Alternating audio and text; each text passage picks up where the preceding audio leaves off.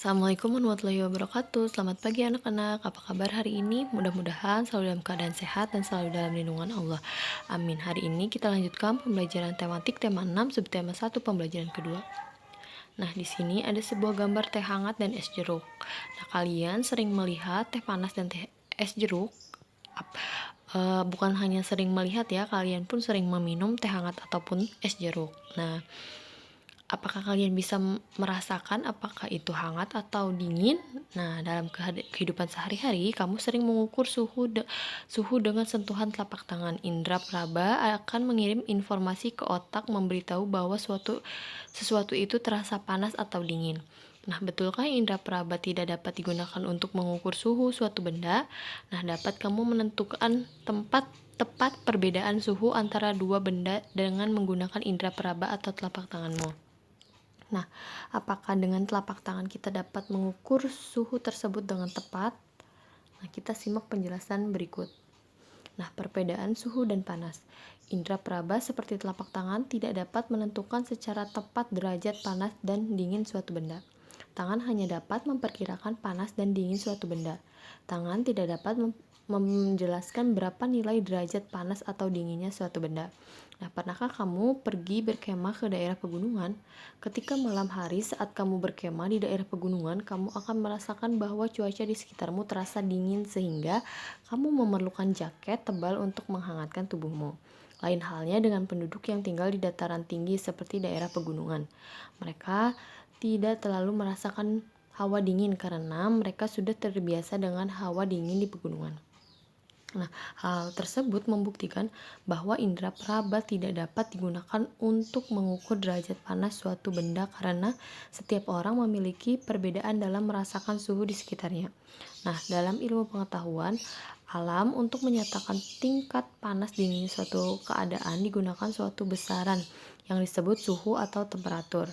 Panas atau kalor dan suhu adalah dua hal yang berbeda. Energi panas merupakan salah satu energi yang dapat diterima dan dilepaskan oleh suatu benda. Ketika sebatang logam dipanaskan dengan api, batang logam tersebut mendapatkan energi panas dari api. Energi panas membuat batang logam tersebut menjadi panas. Ketika batang logam tersebut panas, suhunya meningkat. Ketika batang logam menjadi dingin, suhunya menurun. Suhu adalah besaran yang menyatakan derajat panas suatu benda. Suhu suatu benda menunjukkan tingkat energi panas benda tersebut.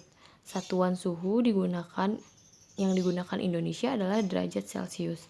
Alat untuk mengukur suhu disebut termometer. Suatu panas dinyatakan dalam kalor dan diukur dengan kalorimeter. Nah, ini sudah dibahas sedikit juga di pertemuan sebelumnya. Nah, kalian tinggal pahami dan ulas kembali. Nah, kalian kerjakan halaman 12-13 melalui teks bacaan yang telah tadi Ibu jabarkan. Nah, kita berlanjut.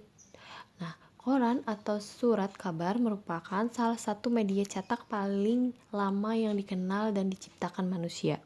Surat kabar memiliki banyak informasi yang disediakan untuk pembacanya. Salah satu informasi di dalam surat kabar adalah iklan tentang barang-barang kebutuhan masyarakat. Nah, kalian sering melihat koran?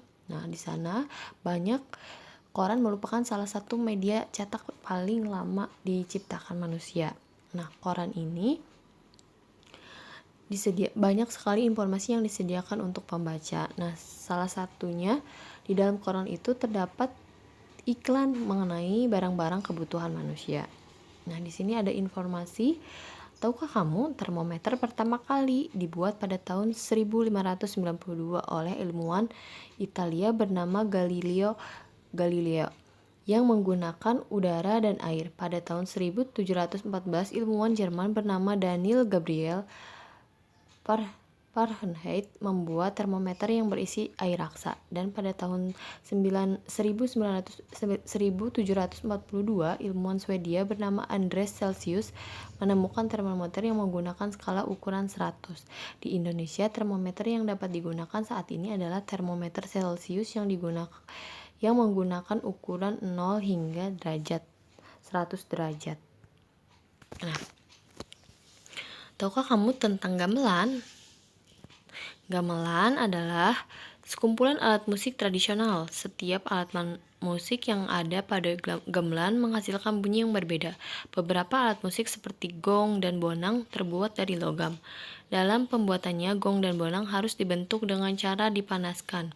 Gamelan digunakan untuk mengiringi beberapa lagu daerah yang dimainkan dalam tangga nada sederhana. Tahukah kamu apa yang dimaksud dengan tangga nada?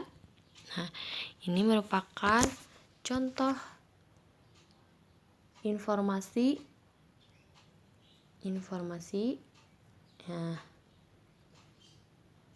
yang kita dapatkan. Ini juga contoh informasi. Nah, bisa kalian catat yang penting-pentingnya agar kalian tidak lupa. Nah, kita ke tangga nada. Tangga nada adalah urutan nada yang disusun secara berurutan. Misalnya do, re, mi, fa, sol, la, si, do. Ada banyak jenis tangga nada, di antaranya adalah tangga nada diatonis dan pentatonis. Tangga nada diatonis adalah tangga nada yang mempunyai dua jarak nada, yaitu 1/2, 1 dan setengah. Beberapa alat musik seperti piano dan organ memiliki sistem tangga nada diatonis. Pada sistem tangga nada diatonis, dalam satuan rangkaian ada 7 nada pokok. Nada ke-8 merupakan pengulangan nada pertama. Tangga nada pentatonis merupakan jenis tangga nada yang hanya memakai 5 nada pokok. Ragam tangga nada pentatonis dibedakan oleh jarak antar nada, serta pilihan nada yang didengar. Berdasarkan nadanya, ada tangga nada yang tanda nada pentatonis yang menggunakan tangga nada jenis pelog dan tangga nada jenis salendro. Nah, contoh alat musik yang menggunakan tangga nada jenis pelog dan salendro adalah gamelan Jawa. Selain gamelan Jawa, ada juga gamelan Sunda, Bali, Madura, dan Batak. Tangga nada pelog biasanya menggunakan susunan nada yang berbunyi seperti nada-nada do, mi, fa, sol, si.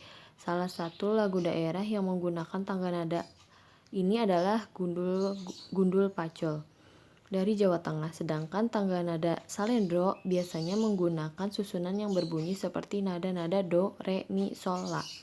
Lagu yang menggunakan tangga nada ini memberikan kesan gembira dan lincah. Salah satu contoh lagu dengan tangga nada salendro ini adalah lagu Cublek-Cublek Suweng dari Jawa Tengah.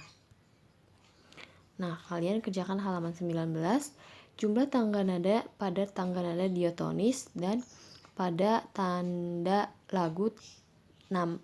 Tangga nada pada tangga nada pentatonis, dan ada diatonis dan pentatonis. Nah, kalian tuliskan berdasarkan teks yang telah kalian perhatikan dan dengar.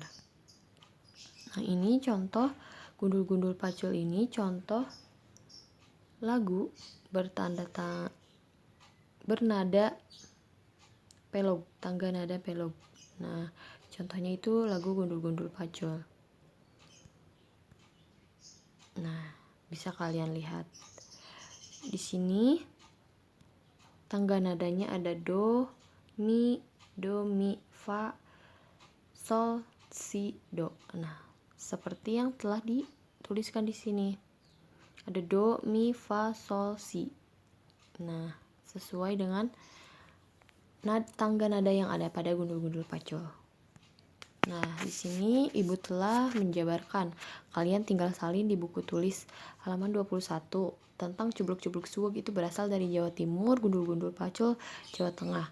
Tangga nadanya lagu Cubluk Suweg, salendro, Gundul-Gundul Pacul, pelog. Untuk syair, arti syair Cubluk-Cubluk Suweng itu artinya tampat suweg. Dan Gundul-Gundul Pacul Cul Gembelengan artinya gundul-gundul pacul sembrono. Nah, kesannya untuk lagu Cubluk-Cubluk Suweng ini gembira dan lincah, dan lagu Gundul-Gundul Pacul itu gagah dan sakral. Nah, sekian pembelajaran untuk hari ini. Kurang lebihnya Ibu mohon maaf. Apabila ada yang tidak dipahami dan dimengerti, boleh tanyakan langsung pada Ibu. Ditutup. Wabillahi taufiq wal hidayah. Wassalamualaikum warahmatullahi wabarakatuh.